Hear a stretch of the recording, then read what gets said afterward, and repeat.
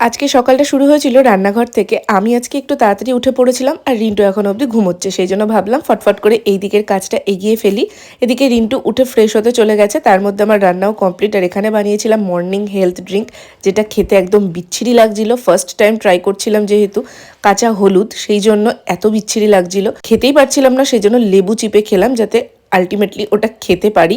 এদিকে বাচ্চা এখন প্রায় 10টা 10 মতন, মাও বেরিয়ে গেল স্কুলে।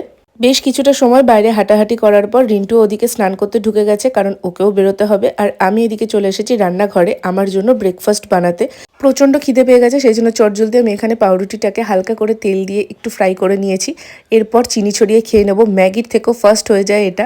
প্রত্যেকদিন রিন্টু বেরিয়ে যাওয়ার পরেই আমি ব্রেকফাস্ট করি, তবে আজকে এত প্রচণ্ড খিদে কেন পেয়ে গেছে বুঝলাম না। রিন্টু স্নান করতে গেছে, সেই টাইমের মধ্যেই আমি ব্রেকফাস্ট বানিয়ে ফেলেছি আর তারপরে নিয়ে বসে পড়েছি খেতে। আজ তবে আসি, দেখা হবে খুব শিগগিরই নতুন কোনো ভ্লগে।